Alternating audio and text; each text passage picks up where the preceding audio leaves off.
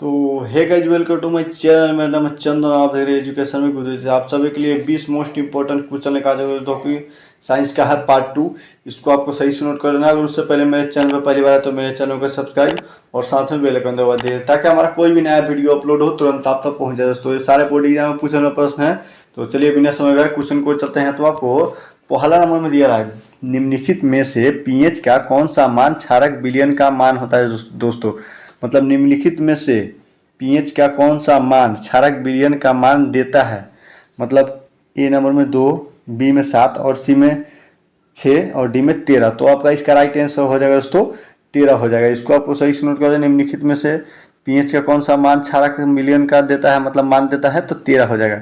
इसको आपको सही से नोट कर लेना है। चलिए अगले क्वेश्चन को चलते हैं। तो आपको 2 नंबर में दिया है, पीतल क्या है। पीतल जो है वो क्या है। ए नंबर में धातु, बी अधातु और सी मिश्र धातु और डी में उप धातु। तो आपका इसका राइट आंसर हो जाएगा दोस्तों सी हो जाएगा। इसको आपको सही से नोट कर लेना, मिश्र धातु हो जाएगा दोस्तों। पीतल जो है वो मिश्र धातु है। इसको आपको सही से नोट कर लेना है। चलिए अगले क्वेश्चन को चलते हैं। तो आपको 3 नंबर, निम्न में से कौन आयनिक यौगिक है। दोस्तों, निम्न में से कौन आयनिक यौगिक है। ए नंबर में CH4 और डी में CO2, सी में CaCI2 और डी में NH3। तो आपका इसका राइट आंसर हो जाएगा दोस्तों सी नंबर हो जाएगा। इसको आपको सही से नोट करना है, CaCl2। इसको आपको सही से नोट कर लेना है। चलिए अगले क्वेश्चन को चलते हैं। तो आपको 4 नंबर में निम्नलिखित में कौन सा पदार्थ ऑक्सीजन से संयोग नहीं करता है। तो निम्नलिखित में से कौन सा पदार्थ, मतलब इसमें से है कौन सा पदार्थ ऑक्सीजन से संयोग नहीं करता है। ये नंबर में तांबा, बी गोल्ड और सी जिंक और डी पोटेशियम। तो आपका इसका राइट आंसर हो जाएगा दोस्तों बी नंबर हो जाएगा। इसको आपको सही से नोट करना है। तांबा मतलब गोल्ड हो जाएगा दोस्तों, जो कि ऑक्सीजन के संयोग में नहीं रहता है। जो गोल्ड है सोना, वो ऑक्सीजन के संयोग में नहीं रहता है। इसको आपको सही से नोट कर लेना है। चलिए अगले क्वेश्चन को चलते हैं। तो आपको दिया जा रहा है 5 नंबर में मतलब सरलतम हाइड्रोकार्बन क्या है। मतलब सरलता हाइड्रोकार्बन क्या है। ए नंबर में मीथेन, बी इथेन और सी प्रोपेन और डी में ब्यूटेन। तो आपका इसका राइट आंसर हो जाएगा दोस्तों ए नंबर हो जाएगा, मीथेन हो जाएगा। चलिए अगले क्वेश्चन को चलते हैं। तो आपको 6ठा नंबर में दिया रहा है, कार्बन हाइड्रोजन से संयोग कर क्या बनता है। मतलब कार्बन हाइड्रोजन से संयोग कर क्या बनता है, मतलब दोनों संयोजित कर क्या बनता है। ए नंबर में आयनिक यौगिक और सी में और बी में हाइड्रोकार्बन और सी में हेलोजन और डी में अम्लराज। तो आपका इसका राइट आंसर हो जाएगा दोस्तों बी नंबर हो जाएगा। इसको आपको सही से नोट कर लेना है, हाइड्रोकार्बनिक हो जाएगा। चलिए अगले क्वेश्चन को चलते हैं। तो आपको 7 नंबर जो वायुमंडल में CO2 गैस की उपस्थिति है, मतलब है, तो वायुमंडल में CO2 गैस की उपस्थिति है, मतलब कितना है। ए नंबर में 0.1% और बी में 0.05% और सी में 0.03% और डी में 0.02%। तो आपका इसका राइट आंसर हो जाएगा दोस्तों सी नंबर हो जाएगा। इसको आपको सही से नोट कर ले, 0.03% होगा दोस्तों वायुमंडल CO2 गैस की उपस्थिति है। चलिए अगले क्वेश्चन को चलते हैं। तो आपको 8 नंबर जो है, ओजोन के एक अणु में ऑक्सीजन के परमाणुओं की संख्या कितनी होती है। दोस्तों, ओजोन के एक अणु में ऑक्सीजन के परमाणुओं की संख्या कितनी होती है। ए नंबर में 1, बी 2 और सी 3 और डी 4। तो आपका इसका राइट आंसर हो जाएगा दोस्तों सी हो जाएगा, 3 हो जाएगा। इसको आपको सही से नोट कर लेना है।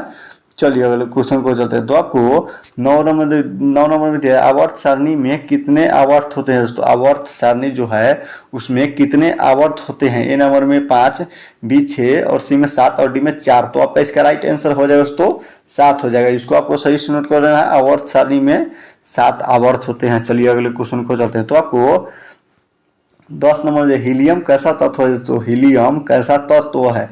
ए नंबर में अक्रिय, बी नंबर में क्रियाशील और सी में सक्रिय और डी में उदासीन। तो आपका इसका राइट आंसर हो जाएगा दोस्तों ए नंबर हो जाएगा, अक्रिय। जो हीलियम जो तत्व है वो अक्रिय है। इसको आपको सही से नोट कर लेना है। चलिए अगले क्वेश्चन को जाते हैं। तो आपको 11 नंबर जो ऑक्सीजन क्या, ऑक्सीजन जो है वो क्या है। ए नंबर में वसा, बी इंजाइम और सी में हार्मोन और डी में कार्बोहाइड्रेट, मतलब कार्बोहाइड्रेट। और तो आपका इसका राइट आंसर हो जाएगा दोस्तों हार्मोन हो जाएगा। दोस्तों, ऑक्सीजन क्या है तो हार्मोन है। चलिए अगले क्वेश्चन को जाते हैं। तो आपको 12 नंबर जो मनुष्य के वृक्क संबंधित है, मतलब मनुष्य में वृक्क संबंधित है। ए नंबर में पोषण से, बी श्वसन से और सी उत्सर्जन से और डी परिवहन से। तो आपका इसका राइट आंसर हो जाएगा दोस्तों सी नंबर हो जाएगा, उत्सर्जन से। जो मनुष्य में वृक्क संबंधित है तो उत्सर्जन से संबंधित है, इसको आपको सही से नोट कर लेना है। चलिए अगले क्वेश्चन को चलते हैं। तो आपको 13 नंबर दिया जा रहा है, मानव में डायलिसिस थैली कहाँ पाई जाती है, मतलब मानव में डायलिसिस थैली कहाँ है। ए नंबर नेफ्रॉन, बी में न्यूटन और सी में माइक्रोकॉर्निया और डी में कोई नहीं। तो आपका इसका राइट आंसर हो जाएगा दोस्तों ए नंबर हो जाएगा, नेफ्रॉन हो जाएगा दोस्तों, इसको आपको सही से नोट कर लेना है। चलिए अगले क्वेश्चन को चलते हैं। तो आपको 14 नंबर में भोजन का पचना किस प्रकार की अभिक्रिया है, जो हम खाते हैं उसका पचना मतलब हजम होना वो किस प्रकार की अभिक्रिया है। ए नंबर में उपचयन, बी में संयोजन और सी में अपचयन और डी में विस्थापन। तो आपका इसका राइट आंसर हो जाएगा दोस्तों ए नंबर हो जाएगा दोस्तों, उपचयन। भोजन का पचना वो किस प्रकार की अभिक्रिया है, तो उपचयन हो जाएगा। चलिए अगले क्वेश्चन को चलते हैं। तो आपको 15 नंबर में दे रहे हैं, मुकुलन द्वारा प्रजनन किस में होता है दोस्तों। जो मुकुलन है, मुकुलन द्वारा प्रजनन किस में होता है। ए में अमीबा, बी ईस्ट और सी में मलेरिया और डी में पोटेशियम। तो आपका इसका राइट आंसर हो जाएगा दोस्तों बी नंबर हो जाएगा दोस्तों, ईस्ट में होता है दोस्तों। मुकुलन द्वारा प्रजनन किस में होता है, तो ईस्ट में होता है। चलिए अगले क्वेश्चन को चलते हैं। तो आपको 16 नंबर में फूलों में नर प्रजनन अंग कहाँ होता है दोस्तों। फूलों में नर प्रजनन अंग कहाँ होता है। नंबर पुंकेसर में, बी अंडपम में और सी वर्तिकाग्र में और डी नंबर में वर्तिका में। तो आपका इसका राइट आंसर हो जाएगा दोस्तों ए नंबर हो जाएगा दोस्तों पुंकेसर हो जाएगा दोस्तों। फूलों में नर प्रजनन अंग कहाँ होता है दोस्तों, पुंकेसर में होता है। चलिए अगले क्वेश्चन को चलते हैं। तो आपको 17 नंबर में दिया है, गुण सूत्र बने होते हैं किस में, मतलब गुण सूत्र बने होते हैं किस से।